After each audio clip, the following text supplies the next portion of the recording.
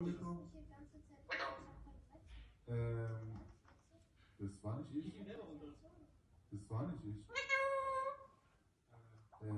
Euer Kollege ist runtergefallen, habe ich doch gesagt. Oh, stürzt du jetzt? Tut mir leid.